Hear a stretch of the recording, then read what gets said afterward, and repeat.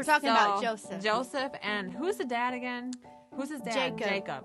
Jacob has a ton of sons, and Joseph was the 11th son, and he was his favorite son, which I don't know how I feel about because you're not supposed to have favorites. No, you're not That's not supposed to nice. have favorites. So anyway, Jacob makes his favorite son a fancy coat. He's living it up. Yeah. He's got the nice coat. He's got the best place in the family. Yeah. He's favorite. Then kind of a lot of bad things happen. Because I feel like if my brother was treated that way and I wasn't, I would be a little resentful. Anyway, his brother started hating him and conspiring to do bad things to him. And they did. They ended up doing bad stuff to him. They did. They basically ripped off his coat, okay? Threw him in a hole. In a well. In the ground. Then they sold him to travelers. They're like, why should we just let him die when we could actually make money on our brother? The epitome of like Craigslist or Facebook Marketplace. They sold him. Yeah.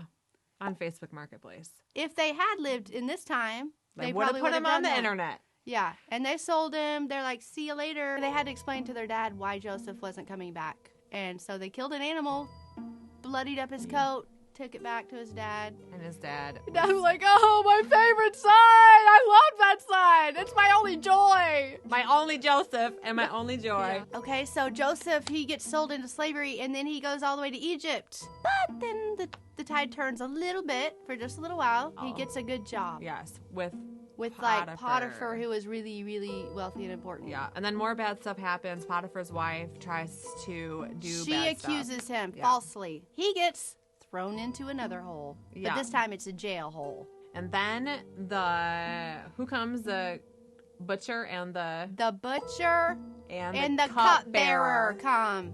And they need dreams interpreted. Right. Uh-huh. Baker. The butcher. I said a butcher. Who's your butcher, the baker, or the canister maker? The baker. Okay. The baker of the palace's donuts came. I love donuts. The cupbearer. They come. And they're thrown in the hole with Joseph.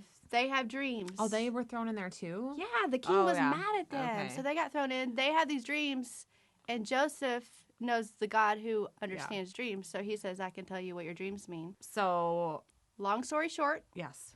Good job, Maggie. One of the dudes that he interpreted the dream for gets Joseph out of jail 2 years later. And if I was Joseph, I would have been a little concerned that God had maybe forgotten me. I think so. But God really didn't forget about it. He gets out of jail. And Get out of jail free card. Sweet. Not Pharaoh, who starts having dreams. Is it Pharaoh that starts having dreams? Okay. Joseph gets called to interpret Pharaoh's dream. He interprets it correctly, and so Pharaoh basically makes him vice president. There were 7 years of plenty interpreted in this dream, and then 7 years of famine. And God used Joseph to ultimately save his brothers and family back in his hometown. So God's timing is actually perfect. It is what set Joseph up. And I just think it's really cool that God doesn't waste any of our crud, but he uses it not just for his glory, but also for our good. As we were telling this story, I was thinking about a situation this past year with my dad. For years, I had been praying that God would just bring us closer together, bring some healing in some parts in our relationship.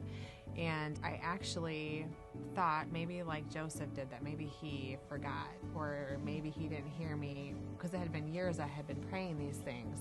But then my dad got diagnosed with cancer, and God just used that really for ultimate healing in our relationship. He took this crud, cancer, he took it, and my dad and I just became really close, and I feel like our relationship was healed and just made into like this really beautiful thing that I had longed for a really long time, and made it a really special thing.